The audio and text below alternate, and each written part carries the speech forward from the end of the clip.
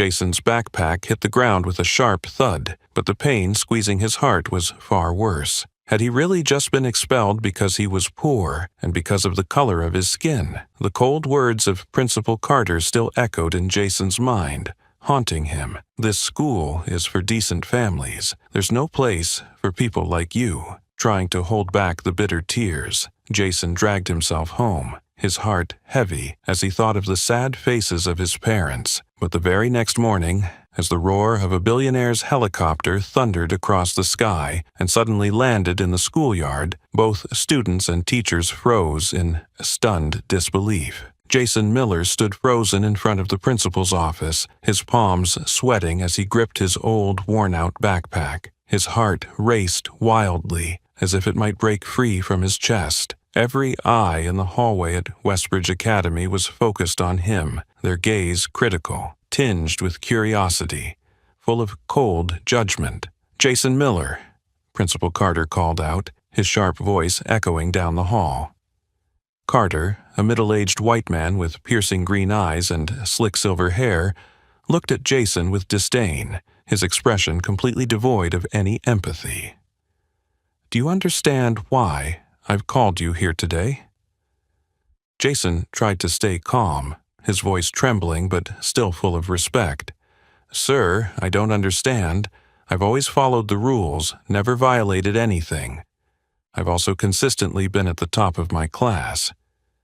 Carter gave a cold, mocking smile, his eyes quickly scanning Jason's impoverished appearance, from his worn-out clothes to his faded second-hand sneakers.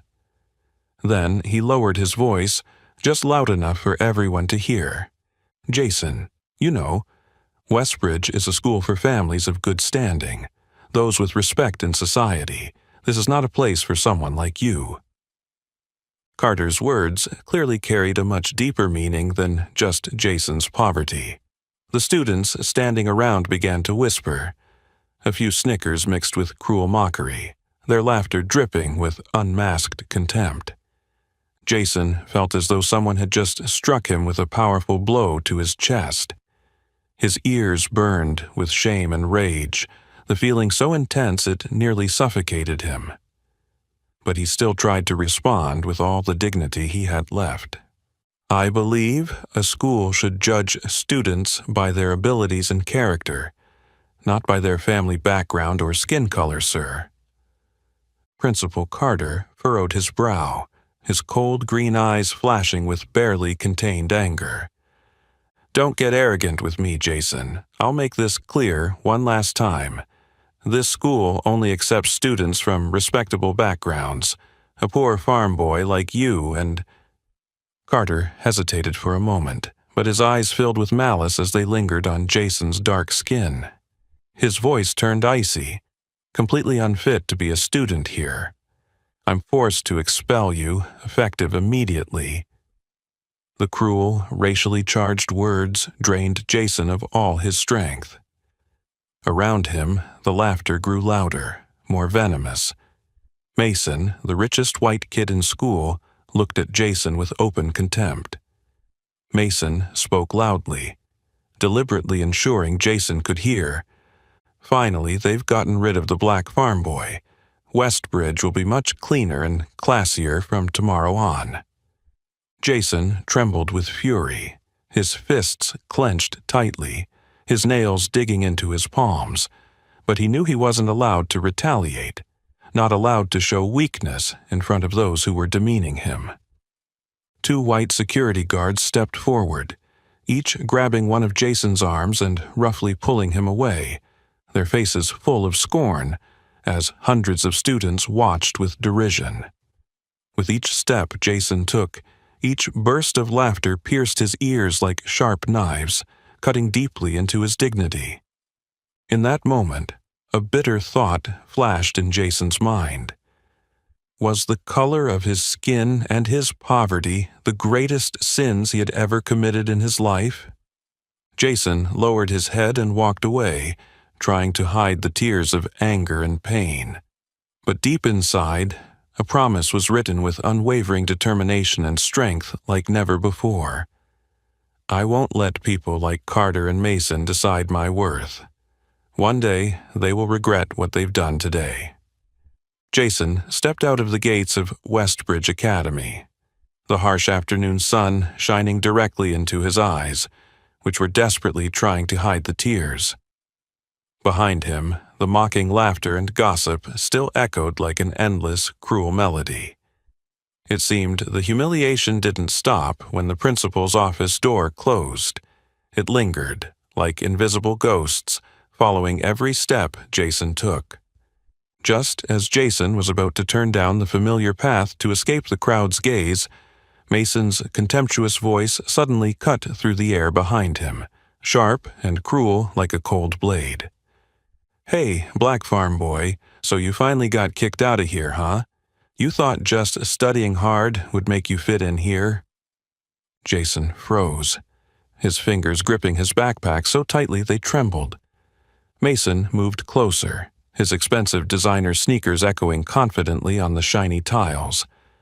Behind him was a group of his rich white friends, all of them arrogant, rich, and always considering themselves superior to others. Their faces bore an unmistakable air of pride. Mason leaned in closer, lowering his voice just enough for his friends to hear every word he said. "You should know your place and go back to your filthy farm. Westbridge isn't for people like you. Just looking at you makes this school lose all its class." Mason's friends immediately burst into laughter, some adding more cruel taunts. "Yeah, Mason, who would let a black farm boy into this place? He probably doesn't even know how to use the school bathroom. Look at his shoes and clothes. Bet he pulled them out of someone else's trash." Jason's heart tightened, his throat dry. He struggled to swallow the words he wanted to say because he knew any form of resistance would only please Mason and his friends more. But Jason's silence only fueled Mason's enthusiasm. He reached out and lightly pushed Jason's shoulder, his voice dripping with provocation. "What's wrong, Jason? Gone silent? Did I hit a nerve? Can't argue with me now." Jason turned his face away, trying to avoid Mason's mocking eyes, but Mason quickly stepped in front of him, blocking his path. His face was flushed with excitement, clearly enjoying the hurt he was causing. "Not only are you poor, but you're also too dumb, Jason. You should have known from the start people like you will never be welcome at Westbridge. Don't blame us. Blame yourself for being born a lowly black farm boy." The laughter grew louder, drowning Jason in shame and helplessness. For the first time in his life, Jason felt as though his efforts, achievements, and self-respect had been completely trampled upon, treated with such disregard as if they never existed. In desperate frustration, Jason looked up into Mason's cold, arrogant eyes, hoping to find some shred of humanity, but all he saw was contempt, alienation, and malice. Those eyes seemed to say that Jason didn't belong in this world, the world where Mason and his friends were born and raised in luxury. Jason took a deep breath, summoning every last bit of strength to keep his legs from trembling.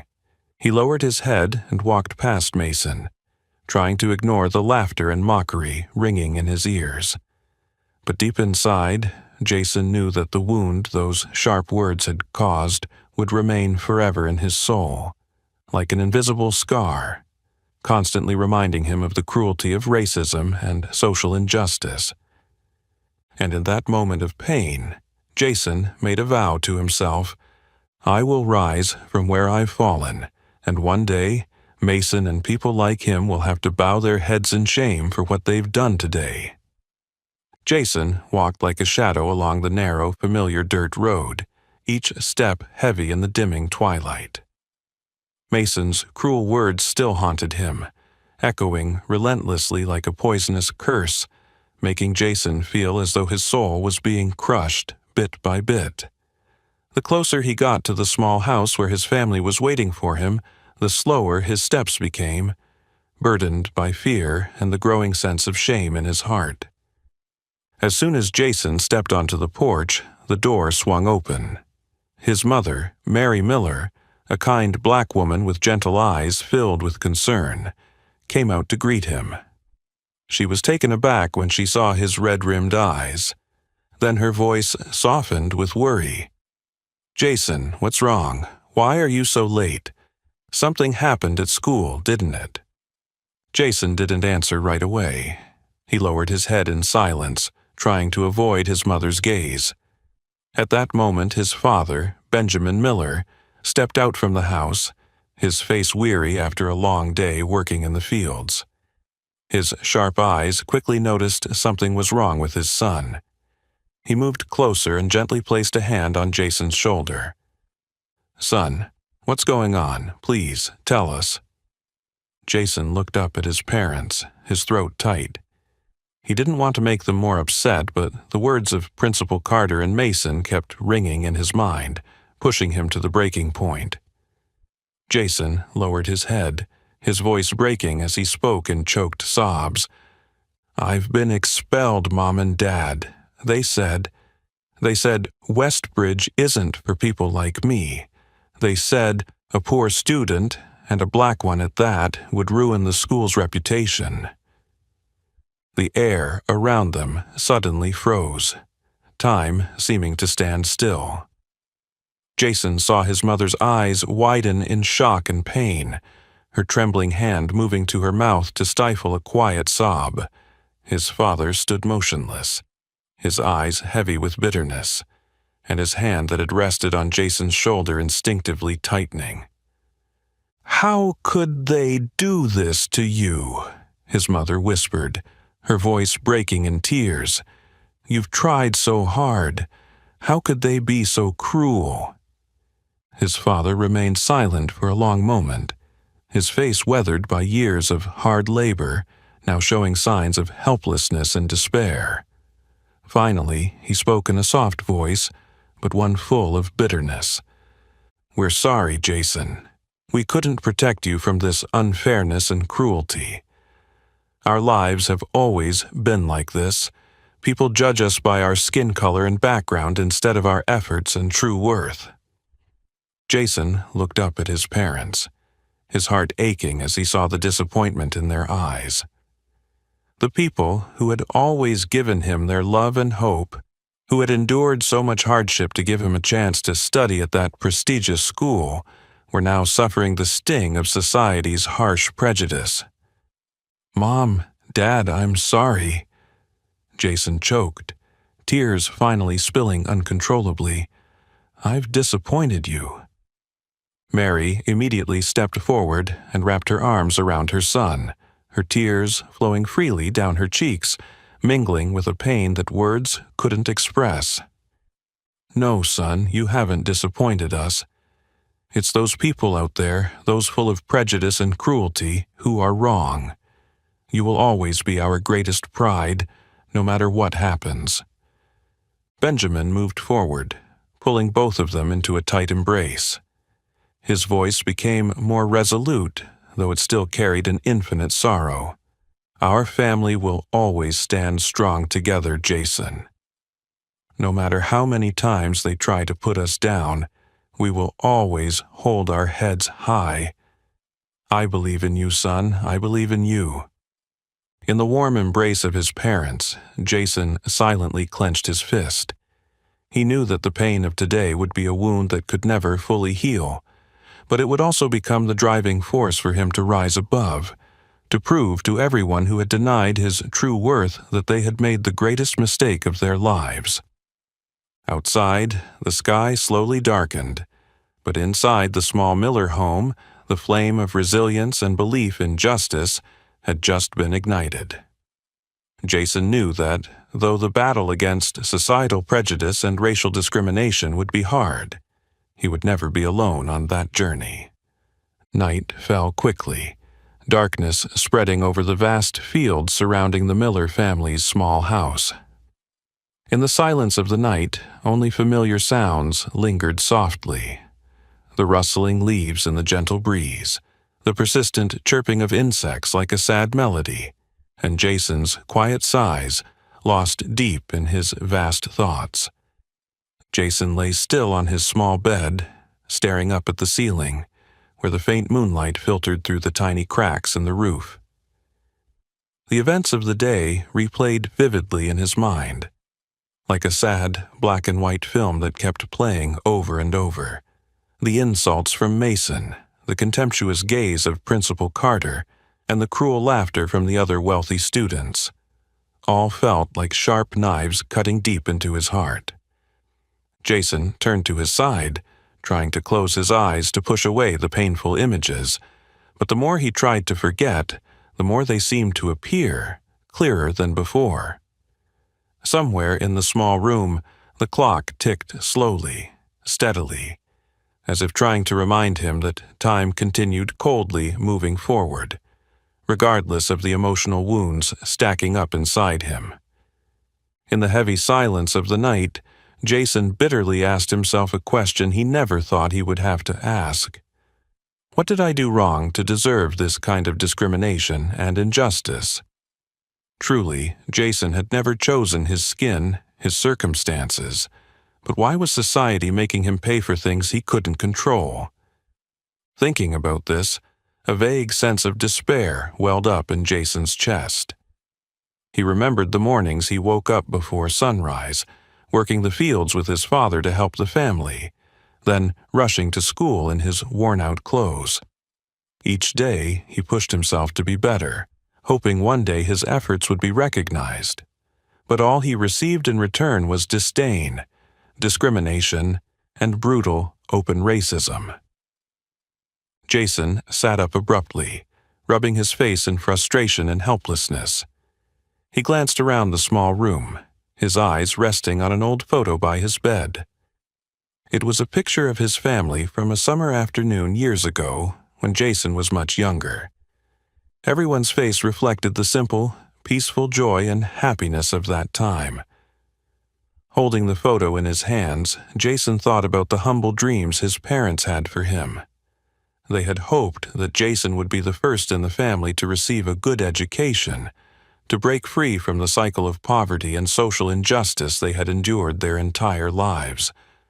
But now, all those dreams seemed to be crumbling right before Jason's eyes, not because of his lack of effort, but because of an invisible force called prejudice. He set the photo back on the table, the feeling of helplessness growing stronger as he thought about his parents, kind, gentle people who always did their best to give him a better future, but in the end couldn't protect him from the harshness of society.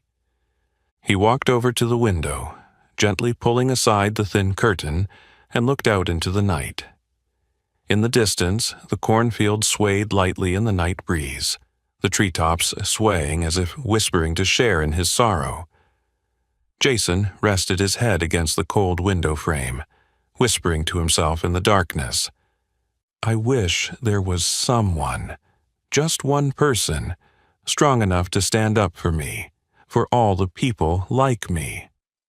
Someone who would dare to say that racism is wrong, that the worth of a person should never be judged by the color of their skin or their family background."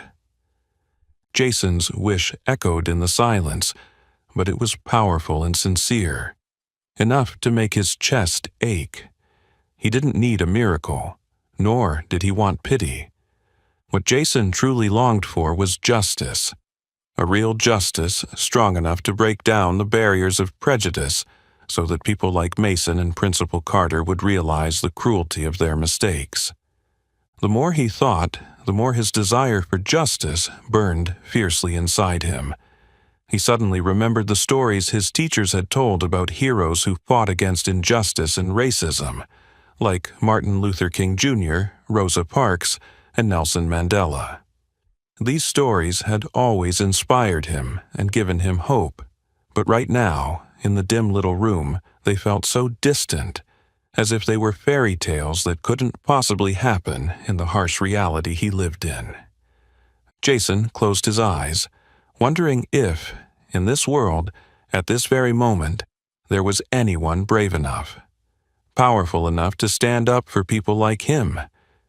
Who would be the one to bring hope to those trampled and abandoned by society because of cruel prejudices? Lost in these deep thoughts, Jason tiredly lay down on his bed.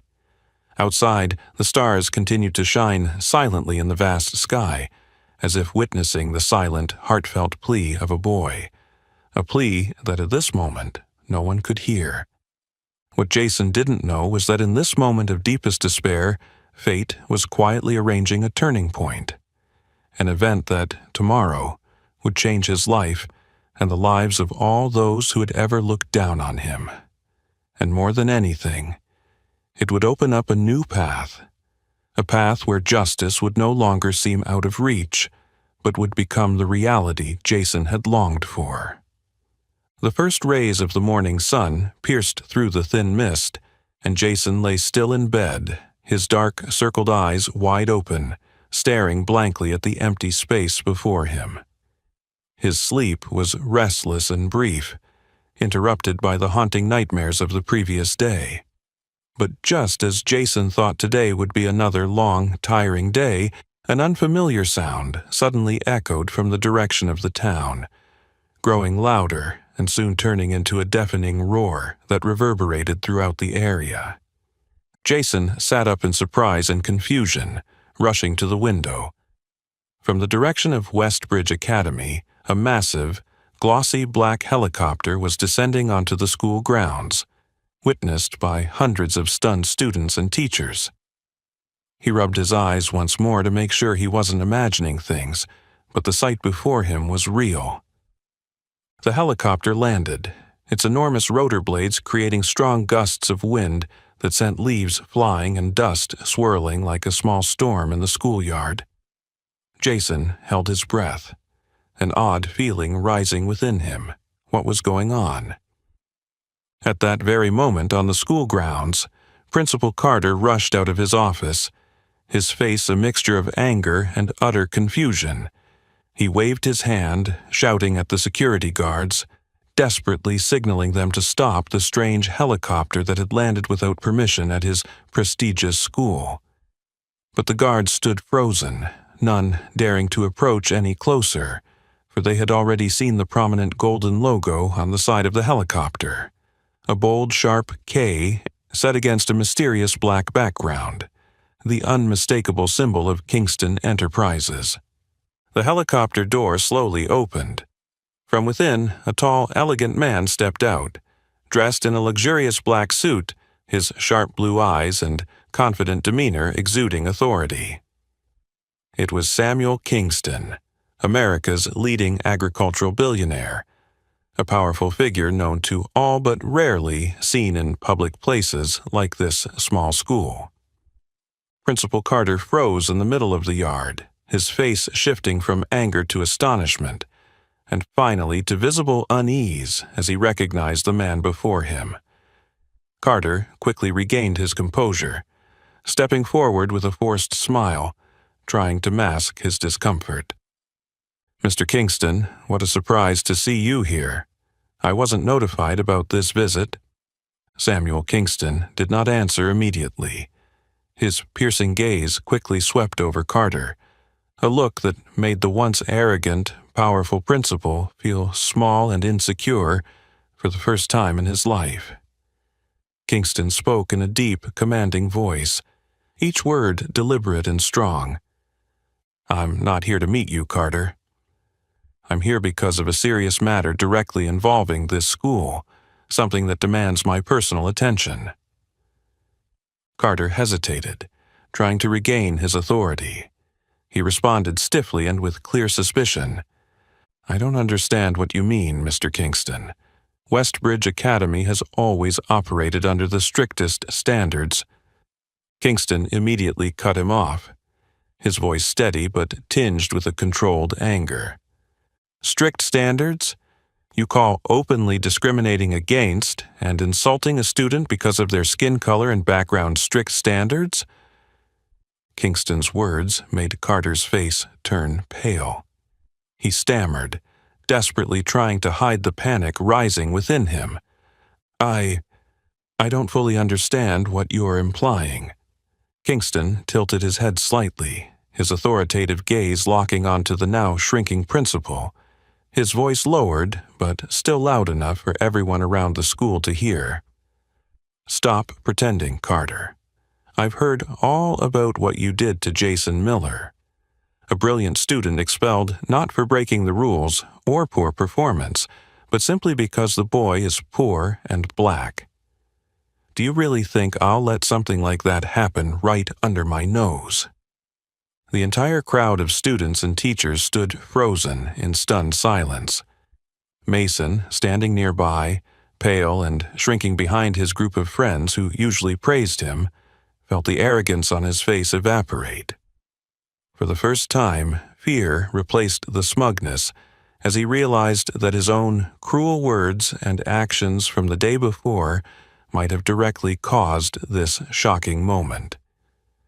Principal Carter tried to regain his composure, but his voice was visibly trembling. "Mr. Kingston, I assure you this is all a misunderstanding. If you'd like, we can discuss this privately in my office."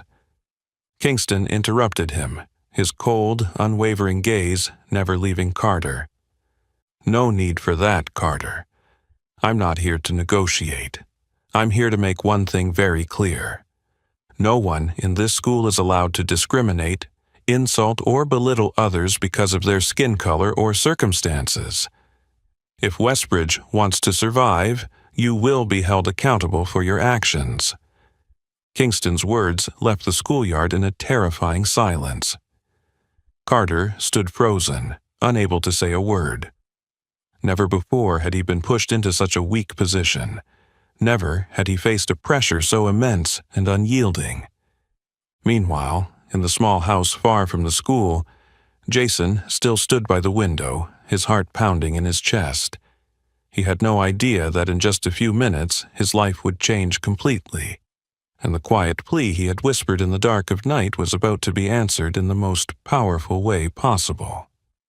While the Westbridge schoolyard remained silent under the powerful and authoritative declaration of billionaire Samuel Kingston, Jason was still in shock inside the small Miller household, unable to comprehend the strange scene unfolding outside his window.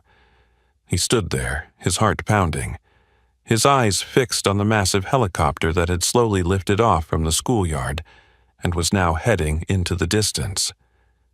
Jason couldn't understand why a powerful man like Kingston would appear at his old school, or what the harsh words he had just directed at Principal Carter meant. Had the prayer he silently whispered the night before actually come true? As Jason continued to contemplate, a loud noise grew steadily clearer from the field next to the house, causing him to turn around in surprise. Unbelievably, Jason watched as the very helicopter that had just left Westbridge was now landing on the empty plot right in front of the small Miller family home. Dust swirled up into the air, leaves blew about in the wind, and Jason rushed outside, his heart nearly leaping out of his chest. His parents quickly stepped onto the porch, their faces filled with alarm, their eyes a mix of worry and confusion. The neighbors, too, rushed out of their houses, wide-eyed in astonishment at the unprecedented spectacle. The helicopter gently touched down, its engine gradually slowing and coming to a stop. In the stunned silence of everyone present, Samuel Kingston stepped out, his imposing figure radiating authority, his black suit smooth and unwrinkled despite the dusty, short journey. Jason stood frozen, unable to move, his eyes wide as he watched the powerful man approach. Kingston stopped just a few steps away from the Miller family, nodding politely. Yet his sharp gaze held an unusual warmth as it landed on Jason's father, Benjamin Miller. "Benjamin," Kingston spoke, his voice strong yet filled with rare respect. "It's been a long time since we last met." Benjamin stood there, his face a mixture of shock and emotion, staring at Kingston as though he couldn't believe his eyes. His lips trembled as he spoke the first words, unsure and hesitant.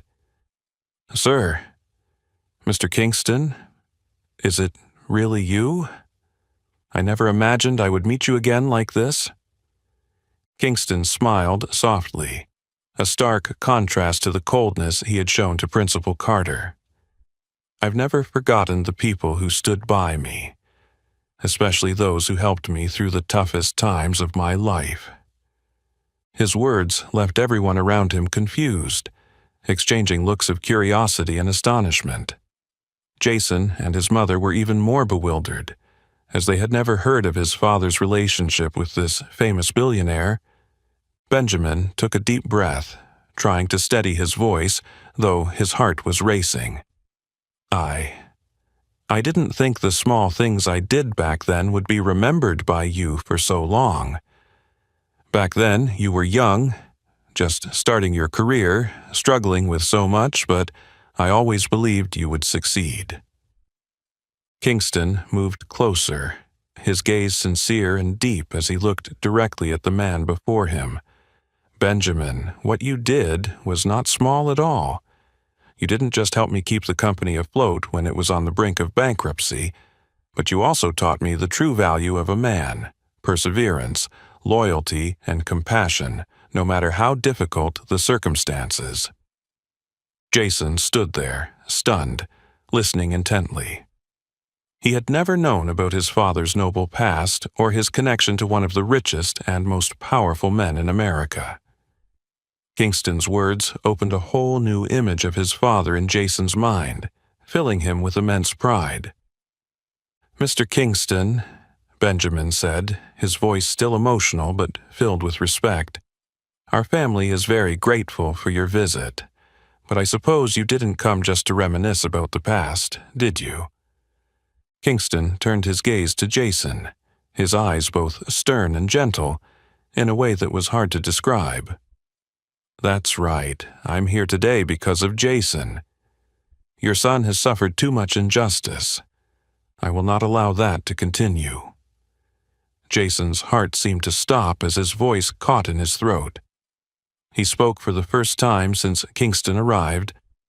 "Why are you doing this for me, Mr. Kingston? I'm just a poor, ordinary student." Kingston walked closer to Jason and placed a firm hand on his shoulder, his gaze full of sincerity. "Jason, you're not just an ordinary student. You are the son of the man who helped me overcome the greatest challenge of my life, and more importantly, you are a victim of the brutal social injustices that I will never tolerate. It is our responsibility to protect people like you, and not let prejudice and discrimination continue where justice should be upheld." The entire area fell into a deep silence as Kingston made this declaration. The neighbors around them were visibly moved, some wiping away tears at the heartfelt and powerful words spoken. Jason stood there, choked up and speechless. For the first time in his life, he realized that he was not alone in the fight against injustice. Kingston was the person he had longed to appear, someone with enough power and courage to stand up for justice. And in that moment, Jason understood that his life would change completely from this point forward, not just because of Kingston's protection, but because of the strong belief in justice and the true value of a person that had been awakened within him. Kingston's firm hand remained gently on Jason's shoulder, as if trying to impart a strength Jason had never known before. In that moment, all the noise and curiosity from the surrounding neighbors slowly faded into the deep blue sky behind them. Jason took a deep breath, for the first time in his life truly feeling that someone was really listening, standing by his side. Kingston's gaze was unwavering but kind. He spoke softly. "Jason, tell me everything you've been through. Don't leave anything out because I want to understand the truth, no matter how bitter it might be." Jason glanced at his parents for a brief moment. They nodded encouragingly, their eyes full of support. Finally, Jason gathered his courage and began to speak. His voice was shaky at first, but the more he spoke, the clearer it became, carrying with it all the suppressed pain that had built up inside him. "Mr. Kingston, from the very first day I stepped into Westbridge Academy, I knew I was different. I used to think that if I just studied hard and treated everyone kindly, I would be accepted. but that's not how it works. Kingston furrowed his brow, listening attentively to every word Jason said. Jason continued, his eyes lost in the distance, as though recalling everything that had happened. Even though I always got excellent grades, sometimes even at the top of my class, to Principal Carter and the wealthy students, that was never enough. Every day at school was a day I had to face cruel mockery. They called me names like Black Farm Boy, Country Bumpkin, and constantly told me I didn't belong in a school for people like them. Jason's voice faltered, but he kept going, trying to release all the pain he had silently endured for so long. But what hurt the most was Principal Carter's attitude. He didn't just ignore the insults, he openly showed his disdain and prejudice.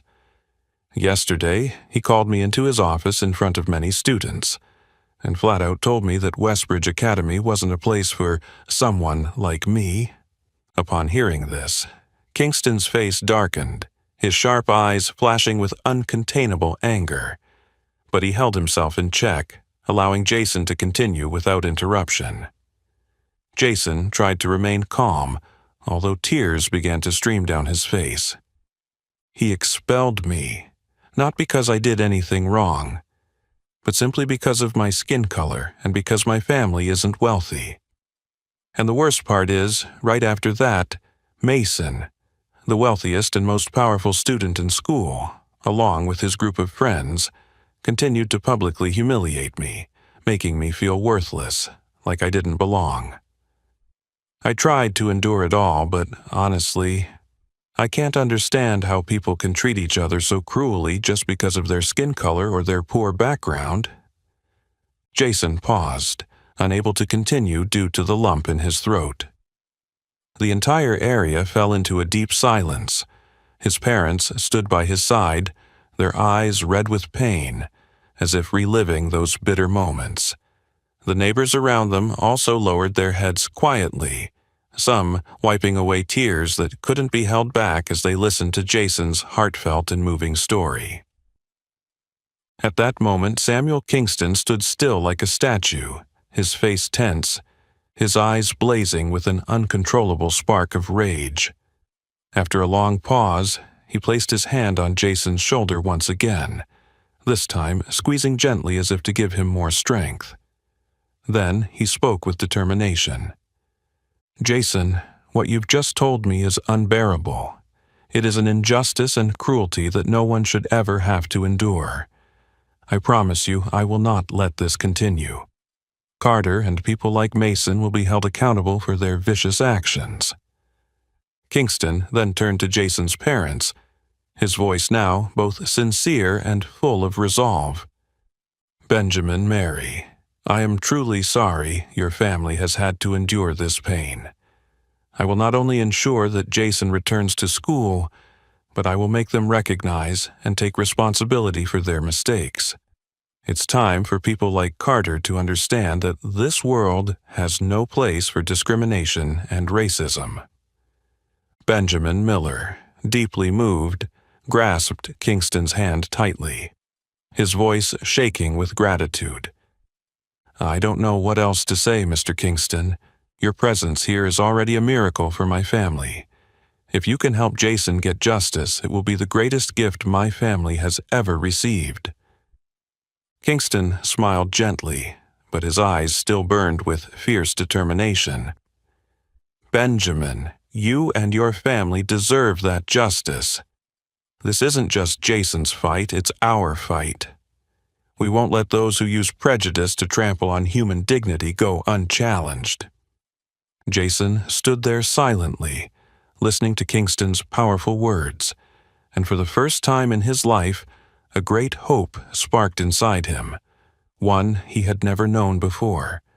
For the first time, Jason believed that the injustice he had suffered would not be forgotten, but would be reclaimed with justice and righteousness.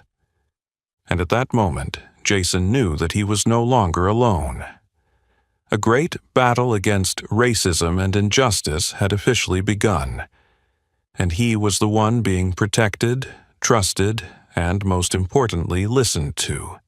The moment Samuel Kingston's powerful promise echoed, Jason felt his heart ignite with a light like never before. A strong hope, something he once thought could never appear in his life, now became a reality in the most unexpected and spectacular way. Without wasting another moment, Kingston turned and motioned for Jason to join him on the helicopter. Under the astonished yet admiring gaze of his parents and neighbors, Jason walked with strong, confident steps toward the waiting helicopter. The wind from the large rotor blades hit his face, but this time Jason didn't feel overwhelmed or afraid. Instead, he felt clearly that he was standing before the most important moment of his life, a powerful return to claim justice. As the helicopter slowly rose into the sky, Jason glanced down below. His family's small home and the vast fields grew smaller, but the pain and discrimination he had endured became clearer than ever in his memory. Jason took a deep breath, feeling the certainty from the powerful man sitting beside him. Kingston said little, but the look of determination in his eyes spoke volumes. It was clear that this trip was not just a return to school. It was a turning point, a statement that a person's worth should never be judged by their skin color or background. Just minutes later, the helicopter reappeared in the sky above Westbridge Academy. Below, all the students and teachers stood packed in the schoolyard, gazing up with curiosity and shock. Principal Carter, standing among the crowd, looked visibly uneasy as he realized Kingston's return was happening far too quickly. The helicopter landed confidently in the schoolyard, its engines creating a gust of wind, blowing dust and leaves into the air, causing everyone to raise their hands to shield their eyes. When the helicopter doors opened, everyone held their breath, waiting. They had expected Kingston's return, but what shocked them even more was when Jason Miller, the student who had been expelled just the day before, stepped out beside the most powerful billionaire they knew. The schoolyard instantly fell silent, no one daring to speak. All the students and teachers stood frozen like statues, their eyes wide with disbelief at the scene unfolding before them. But the most frightened one in that moment was Mason. Standing among his rich friends who always praised him, Mason's face turned pale, his legs trembling as he witnessed Jason's powerful return. Standing next to Kingston, the man he and his father had always admired and feared. Jason held his head high, walking dignified alongside Kingston. He felt the eyes around him had completely changed. The looks that were once full of scorn and cruelty were now filled with astonishment, even apprehension. Kingston stopped in the middle of the schoolyard, his sharp gaze fixed on Principal Carter, who now had lost all of his previous confidence and arrogance. "Carter," Kingston spoke, his voice booming with authority. "I told you I wouldn't stand for injustice here. Jason Miller will return to this school today, and he will be treated with the respect and fairness he deserves." Carter swallowed hard, his voice trembling as he responded, "Mr. Kingston, this is truly a huge misunderstanding. I assure you." Kingston immediately interrupted him, his eyes cold as ice. "A misunderstanding? Are you telling me that racism and publicly discriminating against a student in front of everyone is a misunderstanding? I won't accept that cowardly explanation, Carter. If you can't maintain fairness and respect for the students, maybe Westbridge needs a new principal who can do this job properly." Kingston's powerful words echoed across the schoolyard, leaving all the students stunned. Mason, now with his head bowed, trembled in fear as he realized the serious consequences he and people like him were about to face. For the first time in his life, Mason understood that his cruel actions and hateful words were no longer something he could easily escape from. Kingston turned to Jason, his voice now gentle but filled with strength. "Jason, look them in the eye and understand that from now on, you never have to bow your head to anyone again. You have every right to be proud of yourself, because a person's worth is determined by their character and efforts, never by their skin color or background." Jason nodded, a surge of emotion rising in his chest. He looked directly into Principal Carter's eyes, then turned to Mason and the rich friends who had once insulted him. For the first time, he saw true fear in their eyes. That was the moment Jason knew that this return wasn't just about justice for him, but a powerful message to all those who had belittled, discriminated against, and trampled on others. And in that instant, in the middle of the Westbridge schoolyard, everyone understood that Jason Miller was no longer a boy they could look down on. This magnificent return firmly proved that justice always exists, and there will always be those strong enough to stand up for it. The moment Jason stood tall, full of pride, next to Samuel Kingston, the tension in the air at Westbridge Academy froze. The crowd of students and teachers remained completely silent, all eyes fixed on Principal Carter. Standing across from Kingston, Carter was no longer a man of power and arrogance.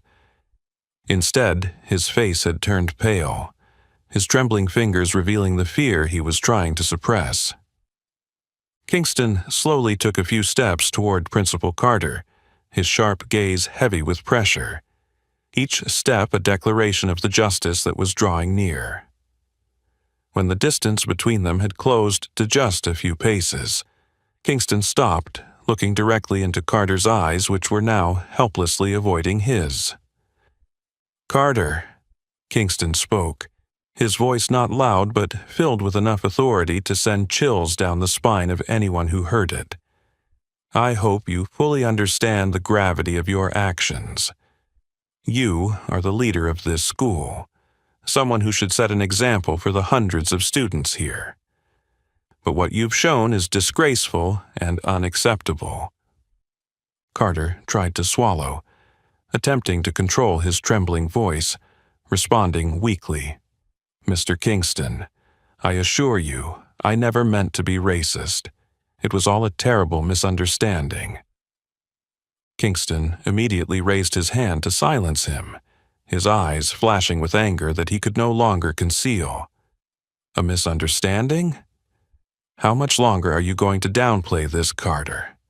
An outstanding student was publicly humiliated, expelled from school simply because of his skin color and background. Are you really going to call that a misunderstanding? I think you know full well that your explanation is laughable and irresponsible." Kingston's voice was firm and unforgiving, each word clear and deliberate, causing Carter to lower his gaze. A look of helplessness etched across his face.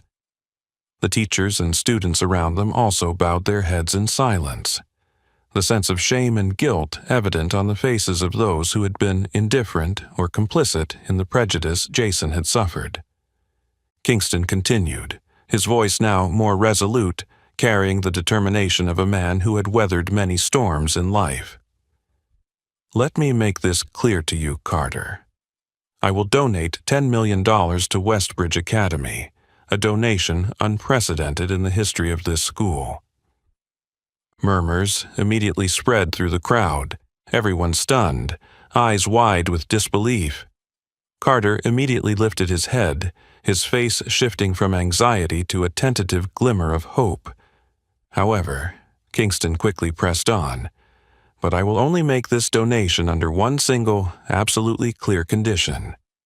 You must immediately restore Jason Miller's honor, reinstate him into this school today, and most importantly, you must issue a public, clear, and sincere apology in front of the entire student body, faculty, and community for your racist actions." Carter's face drained of color, his eyes wide with fear, his voice stumbling as he nearly could not find the words. "Mr. Kingston, I can't do that in front of everyone. That would ruin my reputation." Kingston's lips curled into a cold smile, his gaze colder than ever. Your reputation?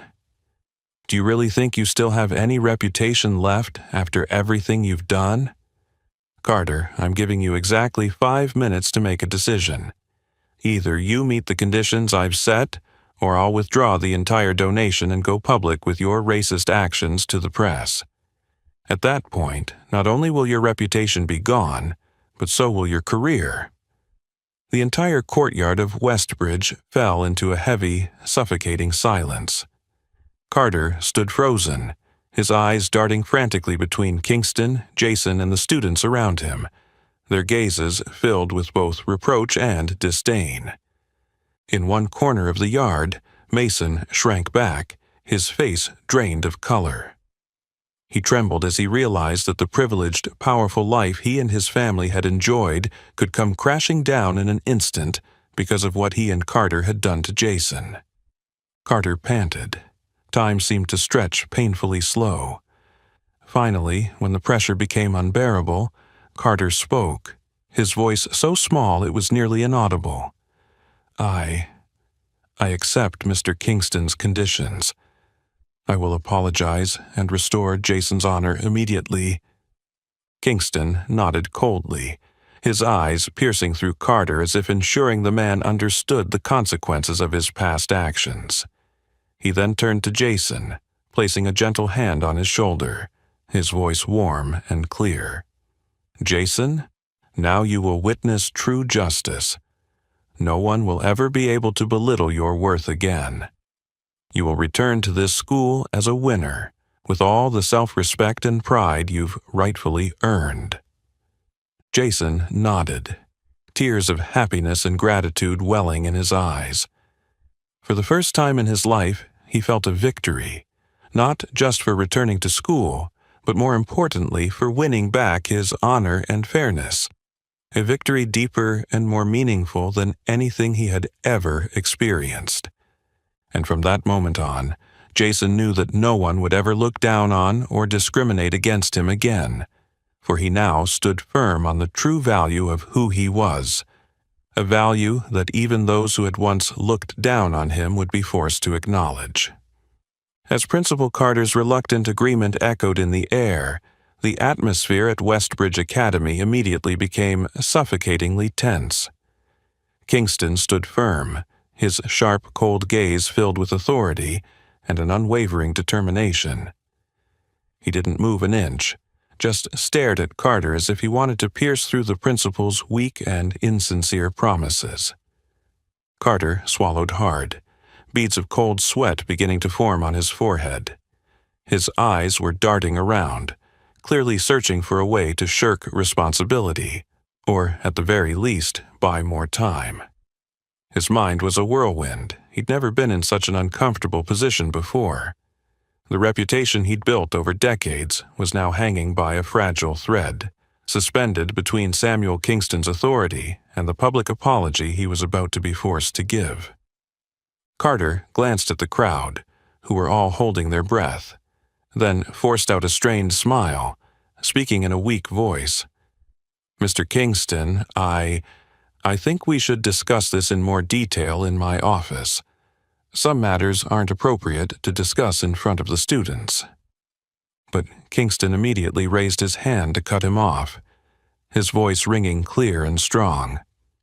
Carter, I have no intention of discussing anything further in your office. The wrongs you've committed against Jason have already been made public, so your apology must be public and transparent, in front of everyone here. Kingston's words were sharp and unyielding, making Carter pale. His mouth opened, then shut again, clearly unsure of what to do next. In the meantime, Kingston took a step forward, fixing Carter with a stern look, then raised his wristwatch decisively. I've given you enough time to think, Carter. Now, I'll give you exactly 5 seconds to make your final decision. 1. You offer a clear apology and restore Jason's honor immediately. 2. You'll face the consequences I've just outlined. Kingston's declaration rang out sharply, and the entire schoolyard went dead silent. No one dared move, their breaths held in an anxious, suffocating suspense. Kingston began counting, his cold voice echoing through the absolute silence. 5. The first count made Carter panic, his eyes darting back and forth, desperately looking for an escape, but none came. 4. Carter trembled, his hands clenched into fists, his eyes cast down, searching for some last shred of dignity, but it was futile. 3. At this point, Carter realized there was no more escaping. His face went pale, his heart pounding so loudly it felt like it might burst from his chest. 2. Carter looked up, and for the first time, he saw the disappointed and contemptuous looks from the teachers, students, and even the staff, those who had always bowed to him in respect. Mason, standing at a distance, looked pale and completely still, too afraid to move. Carter realized that this was the consequence of the arrogance and cruelty he had thought would never be exposed. 1. Just as Kingston was about to finish the countdown, Carter finally couldn't bear the overwhelming pressure any longer. He panicked and, with a shaky voice full of fear, said, "Wait. I'll do as you ask. I'll apologize. I'll apologize to Jason immediately." Kingston lowered his watch, his gaze still stern, but his voice became a little calmer. "Then do it, Carter. Stand in front of everyone here and clearly explain why you owe Jason an apology. No hiding or distorting the truth." Carter shakily took a few steps forward, his body as if drained of strength. He took a deep breath and turned his gaze toward Jason, the student whom, just the day before, he had belittled, insulted, and expelled with the harshest words. "Jason, I truly apologize for what I've done. I was wrong to expel you from the school, not for any other reason than my own prejudice and racism. I was unfair to you, and I deeply regret that." Carter's trembling but clear words stunned everyone at Westbridge. Hundreds of students, teachers, staff, and even Mason were left speechless, unable to believe what they had just heard. Jason stood there, his heart pounding, but filled with pride. For the first time, he saw Principal Carter bow his head in apology before everyone, a thing Jason had never dared imagine would happen. Kingston stepped up to Jason, placing a gentle hand on his shoulder, his eyes soft but filled with pride and trust. "Jason, this is true justice. Remember, no one has the right to hurt or insult you again. From now on, you've fully regained your honor through your courage and integrity."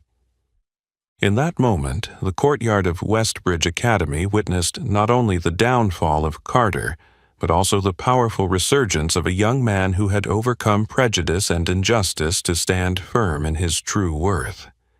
Everyone present there realized that while truth and justice may be hidden, they can never be extinguished.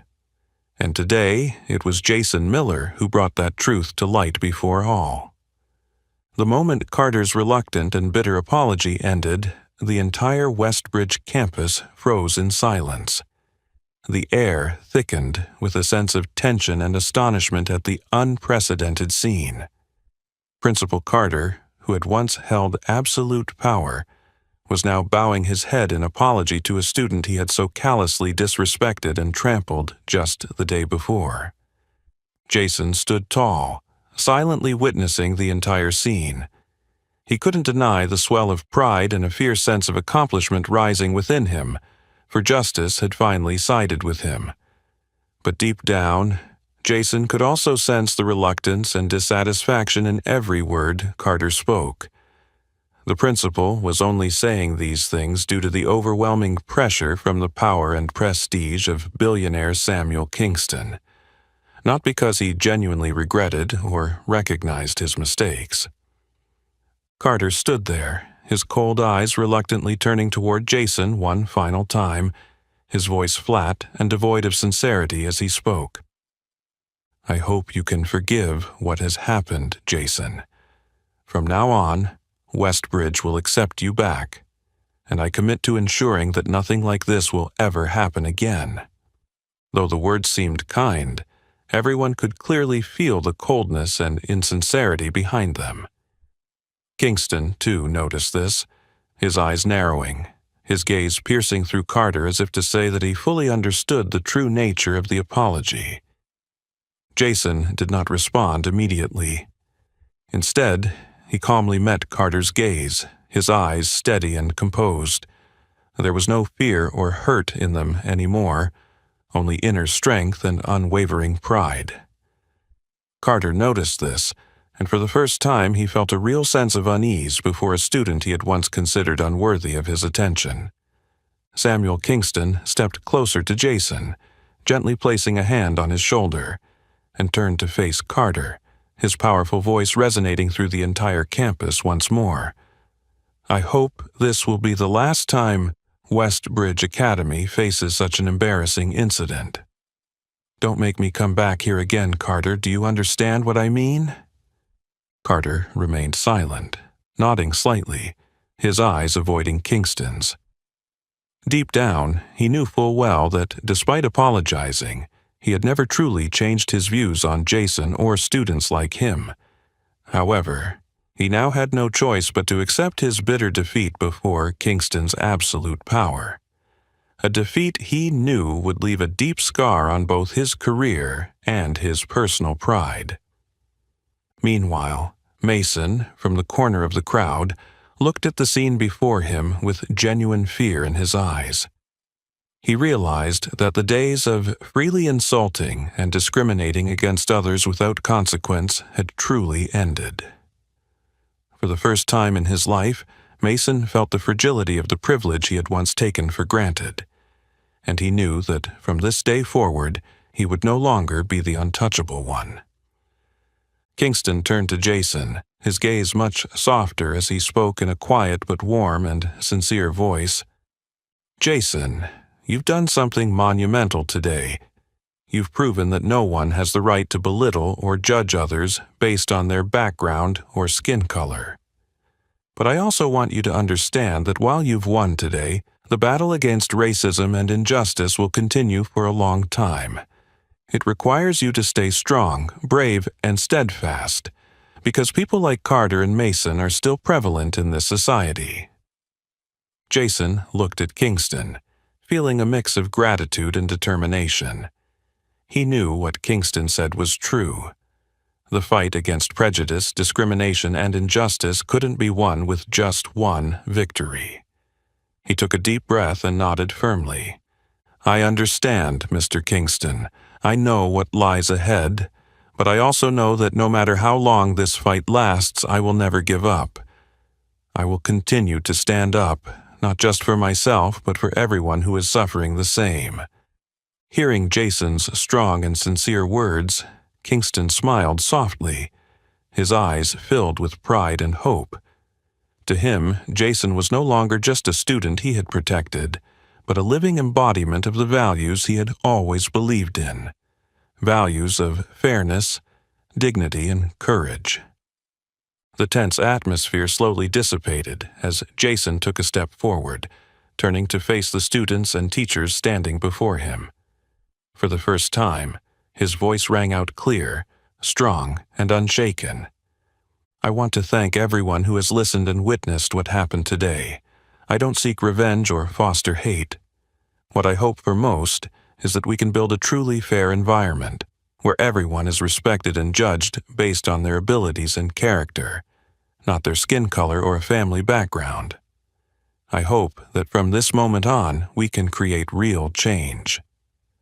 Jason's words deeply moved the entire campus. One by one, students began to clap, starting with a few hesitant hands, and soon the entire courtyard was filled with applause. The sound echoed like a new vow for justice, tolerance, and the change everyone longed for.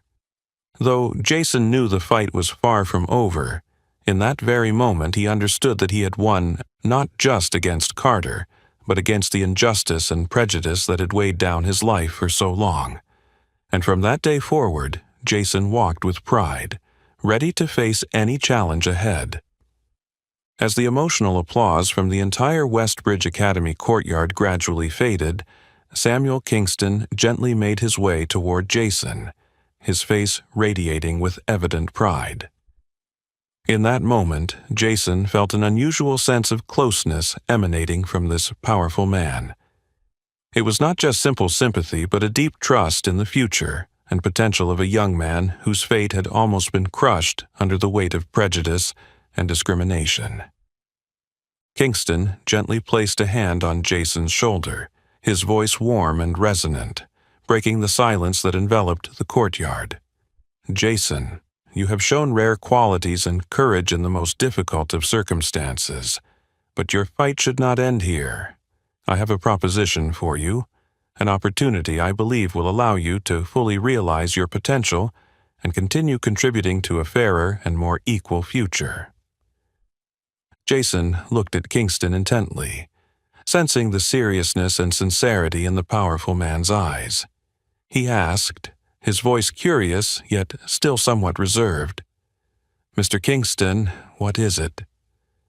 Kingston smiled softly, pausing briefly to emphasize the importance of what he was about to say, then continued slowly, "I have just established a special scholarship program called Young Leaders for Justice. This program is designed to find and nurture outstanding young talents who have endured injustice and prejudice, but have the resilience and determination to change society. I want you to be the first recipient, Jason." Kingston's proposal was strong and clear, sending a wave of murmurs through the courtyard. Every eye was instantly fixed on Jason with a mix of astonishment and admiration. Even Carter, who stood there with his usual cold demeanor, could not hide his shock at the opportunity Jason had just received. Mason's face turned pale as he realized that the person he had once looked down on had now completely surpassed his control and imagination. However, Jason did not respond immediately. He lowered his head, remaining silent for a long time as if considering something very serious. A fierce inner conflict stirred within him. On one hand, he understood that this was a valuable opportunity, one that could open many doors for the future and allow him to make a real, widespread difference. On the other hand, Jason felt uneasy. He thought about Westbridge, about people like Carter and Mason, and felt there was still something he needed to prove here. Finally, Jason lifted his head and looked at Kingston, his gaze serious and sincere. "Mr. Kingston, I am truly grateful for this wonderful opportunity, but I feel that there is still something important left unfinished. I want to stay at Westbridge a little longer, to show people like Carter and Mason that a person's worth cannot be denied because of their skin color or background." Kingston listened attentively, not interrupting. His eyes shone with deep respect for Jason's maturity and remarkable courage. After a brief silence, he spoke gently, his tone full of understanding and compassion. "Jason, I fully understand your thoughts. I know how important it is for you to prove your worth to those who have looked down on you. But remember, the fight against prejudice is not confined to a single school or a few individuals. You can make an even bigger impact if you are willing to step into a larger arena." Jason looked at Kingston thoughtfully. The man's sincere words made him reassess the choice he was about to make. Indeed, he wanted to prove to Carter, Mason, and others at Westbridge how wrong their thinking and actions were. But was proving his worth just there enough? Should he expand his vision to create even deeper changes? It seemed that Kingston could read the thoughts running through Jason's mind. He gently continued, his voice warm and full of conviction. "You can stay here and prove what you want, Jason. That's entirely reasonable and understandable. But I believe that if you accept this program, you won't just prove something to a few individuals. You will inspire and empower thousands of others who are facing injustice and prejudice out there." Jason fell silent once more. His heart was deeply moved by Kingston's persuasive and inspiring words. He understood that this was a pivotal moment, a decision that would not only impact his own future, but could also have far-reaching significance for society. He looked up at Kingston, took a deep breath, and finally spoke clearly and resolutely. "Mr. Kingston, I would like to think carefully about this wonderful offer. I would love to join the program, but I also want to be sure that I am ready to take that path with a heart and mind fully prepared. I will give you my answer as soon as possible." Kingston smiled gently, his eyes full of pride at Jason's maturity and decisiveness. "I understand, Jason, and whatever you decide, remember that I always believe in you and support the path you've chosen." Jason nodded, his heart full of gratitude and determination. No matter what decision he made, he knew that he would never give up in the fight for justice and equality. From here on, he would move forward with all the strength and perseverance he had learned from the toughest challenges he had ever faced. As Jason walked through the gates of Westbridge Academy once again, his heart was heavy with thought. The meaningful offer from Samuel Kingston echoed in his mind, bringing with it a swirl of doubts, reflections, and a burning hope for a different future. On the familiar path back home, Jason walked slowly, each step seeming to struggle with the conflicting feelings inside him. Upon reaching the small home of the Miller family, he saw his parents waiting by the front porch. Their faces glowed with concern, mixed with deep pride. His father, Benjamin Miller, gently approached, placing his strong and experienced hand on his son's shoulder. His voice was warm and sincere as he spoke. "Jason, your mother and I know you've been struggling a lot, but I want you to remember something important. What you've gone through at Westbridge, the harsh words and prejudice, that will never define your worth. You have the right and the ability to go further, to rise above those who've belittled you." Jason looked at his father with deep emotion, his eyes slightly misted. His mother, Mary Miller, gently stepped forward, her gaze kind and warm as she spoke to him with all the love of a mother. "My son, I understand you want to prove something to those people. But sometimes the best way to show those who look down on you that they were wrong is to rise higher, to do great things they could never even imagine. That's the true victory." Jason was silent for a long time, looking up at the vast blue sky, reflecting on everything that had happened, from the painful insults of Carter and Mason to the moment Kingston had extended a hand offering him an opportunity he had never dared to dream of. His parents' words slowly sank into his mind, dispelling the lingering doubts. After a long pause, Jason took a deep breath, looking into the loving and hopeful eyes of his parents, and spoke firmly. "Dad, Mom, I understand your advice now. I'll accept Mr. Kingston's offer. I won't let prejudice and people like Carter or Mason hold me back anymore. I want to do more meaningful things with my life, not just to prove who I am to them, but to help others never have to endure what I've been through." Hearing these strong words, Jason's parents were overwhelmed with emotion, unable to speak. Benjamin pulled Jason into a tight embrace, his voice trembling with emotion. "I've always been proud of you, Jason, and today I'm prouder than ever. You've truly grown up." Mary embraced both her husband and son, tears gently rolling down her cheeks. But this time they were tears of joy, pride, and a deep hope for the future that lay ahead for her son. The very next morning, the sleek helicopter bearing the symbol of Kingston Enterprises once again appeared in the sky over Westbridge, gently landing in the open space in front of the Miller family's small home.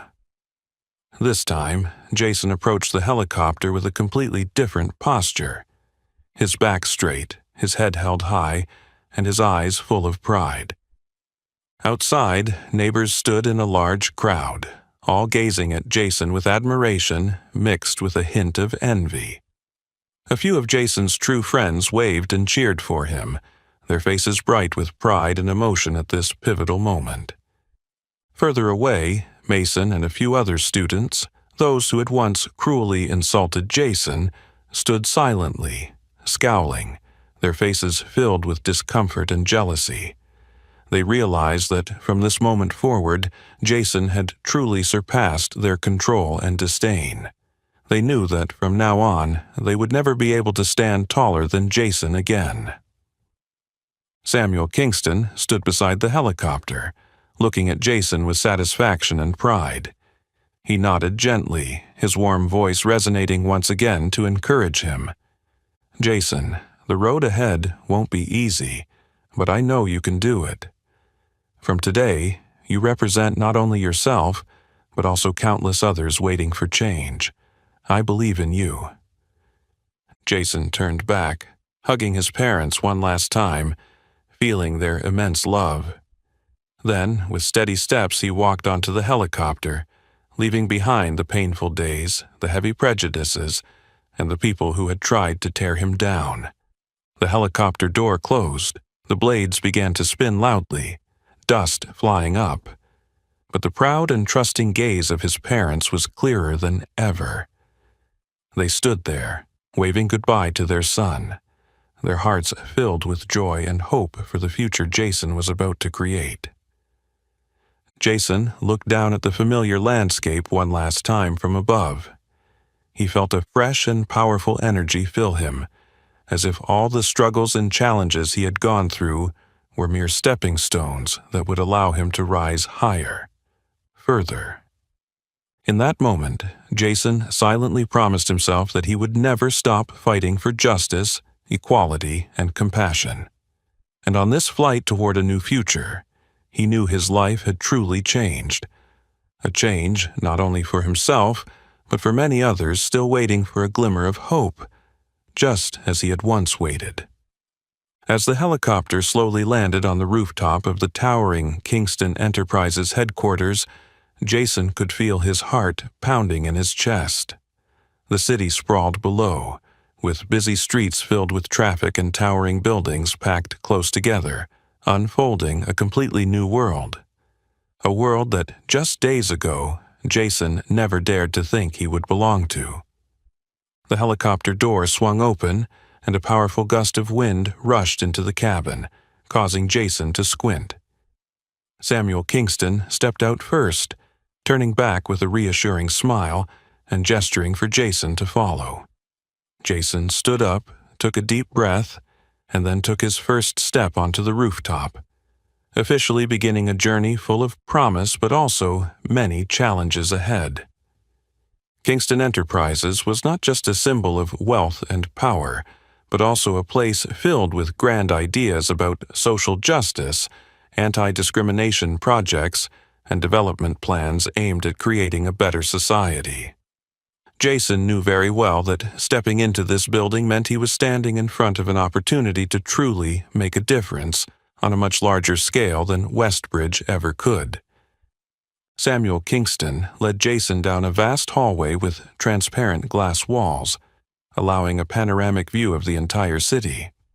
Finally, they stopped in a spacious office where natural light poured in through floor-to-ceiling windows. Kingston gently sat down, signaling for Jason to sit as well. He observed Jason for a long moment with a thoughtful gaze, then spoke in a sincere and serious tone. "Jason, I'm sure you're wondering why I chose you, aren't you?" Jason nodded slightly, his eyes full of curiosity but also seriousness. Kingston smiled gently, then slowly continued the conversation. "Many years ago, when I was a young man full of passion but also frustration, I too suffered the bitter sting of racism and discrimination. I grew up in poverty, looked down upon by society, mocked by the wealthy and powerful, treated as invisible just because of my skin color and circumstances. Jason's eyes widened in surprise at these words. He had never imagined that someone as powerful and successful as Kingston could have had a past so similar to his own. Kingston continued, his gaze becoming distant, as if looking at a very clear old memory. I understand the hurt you've been through because I went through the same thing. I had to fight, work twice, 3 times harder than others, just to be treated equally and fairly. And I promised myself that when I had enough power and strength, I would use them to protect and create opportunities for young people like I was. That's why I chose you, Jason, because I see myself in you. Jason stood still, his heart moved deeply by this heartfelt confession. In that moment, he understood more than ever the mission that had just been entrusted to him. This wasn't just an opportunity to change his own life, but also a great responsibility to bring justice to others, those who silently endure the injustice and prejudice out there. Kingston stood up, walked over to Jason, and placed a firm hand on his shoulder. From now on, you will learn from the best leaders, you will understand more about business, social responsibility, and how to effectively fight injustice. But above all, Jason, you will become a living symbol of the fight against racism and social prejudice. Are you ready to carry that responsibility? Jason looked up at Kingston, his eyes shining with an unwavering determination. I'm ready, Mr. Kingston. I promise I won't disappoint you. Kingston smiled with satisfaction and trust. He knew choosing Jason was the right decision, not only because of his ability and intelligence, but also because of the young man's strong heart and rare courage. After that, Kingston left Jason alone on the rooftop, giving him a moment of solitude to think about the future ahead. Standing atop the tallest building in the city, Jason walked closer to the glass edge, his eyes set on the vast horizon stretching endlessly before him. From this height, the city with all its people, stories, prejudices, and injustices seemed like a small scene, reduced to the scope of his view. But Jason understood that beneath that seemingly small exterior were millions of people, each one possibly facing challenges, prejudice just like he once had to endure. He took a deep breath, silently telling himself he would never forget what he had been through, the wounds caused by prejudice and injustice. But from this moment on, Jason knew he was no longer a victim. Instead, he would become a leader, a powerful voice for all those who are oppressed and discriminated against. With that resolve, Jason straightened his back, his eyes focused on the distant horizon, vowing to dedicate his life to fighting for justice, equality, and tolerance. He knew the road ahead would be full of obstacles and challenges, but Jason was ready to continue forward, becoming a powerful symbol, inspiring others to rise up against the injustice and racism that still exists in society. Jason's journey of struggle and triumph serves as an inspiring reminder that no matter who you are, where you come from, or what the color of your skin is, the true value of a person is defined by their resilience, courage, and never-give-up spirit.